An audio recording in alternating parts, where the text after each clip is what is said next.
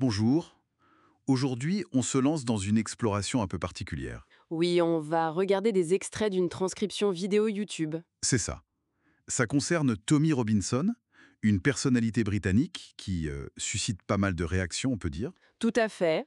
Alors, cette source, elle présente son point de vue sur ce qu'il décrit comme les ratés de l'immigration de masse, une certaine islamisation du Royaume-Uni, Mhm. et la réponse de ce qu'il appelle l'establishment, en gros. Exactement. Et on va se baser uniquement, c'est important, sur les extraits de transcription qu'on a. Voilà, notre objectif ici, c'est vraiment de décortiquer les arguments clés, les exemples donnés dans cette source. Comprendre la perspective exprimée. Exactement. Sans la commenter ou l'endosser, hein. On rapporte juste le contenu qui nous a été fourni. C'est une présentation des idées. Très clair. Alors, allons-y. La source commence par situer un peu le personnage. Né à Luton en 82, Mhm. et il aurait été témoin de changements importants là-bas. Le nombre de mosquées, par exemple. Oui, passer de 1 à 45, c'est ce que dit la transcription. Et c'est ce contexte qui, selon lui, aurait lancé son activisme en 2009. Face à cette islamisation, comme il dit. C'est le terme employé dans la source, oui. Et il y a aussi cette image qu'il renvoie, ou plutôt que la source rapporte. Ah oui, D'un côté, les médias qui le présenteraient comme l'homme le plus détesté. une image qu'il rejette. Oui, il rejette ça. Et de l'autre, son sentiment d'être aimé par le public qu'il rencontre. Il voit la perception médiatique comme une sorte de construction. Pour le discréditer, parce qu'il pointerait les failles du système, en gros. Voilà, c'est un peu ça l'idée rapportée. Et cette critique de l'établissement, elle semble vraiment au cœur de son discours. Alors, comment la source illustre ça concrètement? Qu'est-ce qu'il reproche exactement? Eh bien, la transcription rapporte qu'il dénonce un échec généralisé sur l'immigration, l'intégration, l'assimilation aussi. D'accord. Il emploie des mots forts comme lâcheté des politiques, notamment face à l'islam.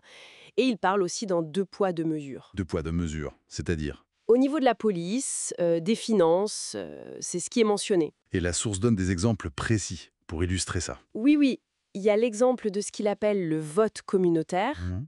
L'exemple de Rochdale est cité, apparemment des scandales locaux graves, ces histoires de grooming gangs. Oui, très médiatisé au Royaume-Uni. Voilà. Eh bien, selon lui, ces enjeux locaux auraient été complètement éclipsés lors d'une élection par des questions internationaux, comme Gaza. Ah oui, hein. La source mentionne même un candidat dans les East Midlands dont le programme, ou en tout cas le slogan, aurait été «Prêtez votre voix à Gaza». D'accord. Pour lui, c'est un exemple du fossé entre les préoccupations locales et les priorités de certains élus. C'est comme ça que c'est présenté, oui, pour illustrer sa critique. La transcription, elle aborde aussi des points, disons, plus sensibles, Hmm. des comparaisons assez chocs, non? Effectivement, on trouve cette affirmation assez frappante. Le Coran contiendrait plus de haine des Juifs, 11% selon lui, que Mein Kampf qui en contiendrait 7%. C'est une affirmation très forte, rapportée telle qu'elle dans la source. Exactement. C'est présenté comme un de ses arguments pour caractériser ce qu'il voit comme une menace idéologique. Et sur le conflit israélo-palestinien, il a une position particulière aussi d'après la source. Oui, il rejetterait l'idée que ce soit une question de territoire. Il affirmerait, toujours selon la transcription, que les Palestiniens ont déjà un État, Ah bon? en citant la Jordanie. Et que la vraie demande, selon lui, serait la destruction d'Israël. D'accord. Et sur les aspects démographiques, la sécurité, qu'est-ce que la source rapporte de ces propos? Alors, elle mentionne ses dires sur une croissance démographique très rapide de la population musulmane à Manchester. C'est le chiffre du doublement tous les 10 ans. C'est ça, c'est ce qu'il affirmerait. Et il y a aussi ce chiffre avancé de 40 000 musulmans britanniques qui seraient sur une liste de surveillance terroriste. 40 000, c'est énorme. C'est le chiffre donné dans la source comme venant de lui. Et puis, il y a l'évocation de l'attentat de Manchester, Oui. avec des critiques sur la réaction de la police, du maire, et la mention d'un tract qui aurait été trouvé dans la mosquée de Disbury. Celle fréquentée par l'auteur de l'attentat. C'est ça, un tract disant «La musique me l'a fait faire», et aussi le fait que des prêcheurs controversés y auraient officié. Tout ça, c'est rapporté dans la transcription. Il se présente aussi beaucoup comme une victime sur la question de la liberté d'expression, non? Tout à fait. La source indique qu'il se dit victime de censure, il décrirait le Royaume-Uni comme un État totalitaire, Carrément.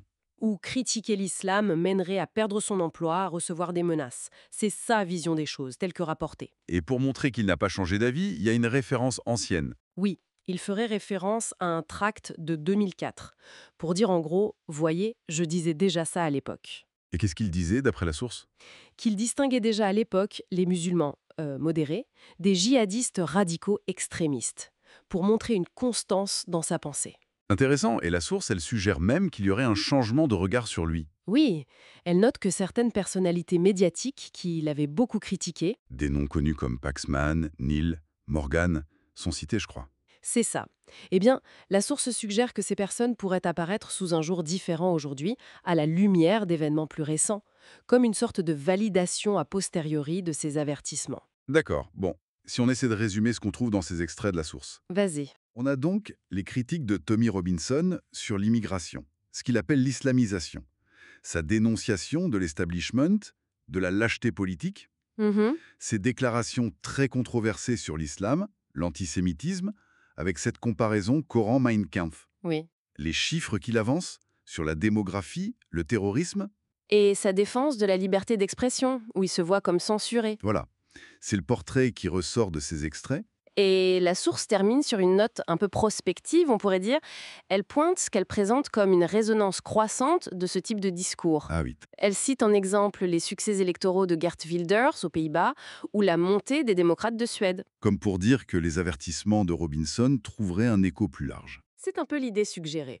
Et ça amène, je trouve, une question intéressante pour la réflexion qui est soulevée implicitement par la source. Laquelle? Eh bien, au-delà de savoir si les arguments sont justes ou pas, ce n'est pas notre rôle ici, qu'est-ce que ça dit sur nos sociétés quand des discours qui sont considérés comme marginaux ou extrêmes par certains semblent gagner en audience, en résonance auprès d'autres parties de la population? Quelles sont les dynamiques derrière ça? C'est une bonne question pour terminer, effectivement. Qu'est-ce qui fait que ces idées infusent? Voilà, une question ouverte, basée sur la conclusion de la source. Très bien. Bah, voilà qui conclut notre analyse de ces extraits spécifiques. Merci de nous avoir rejoints pour cette exploration.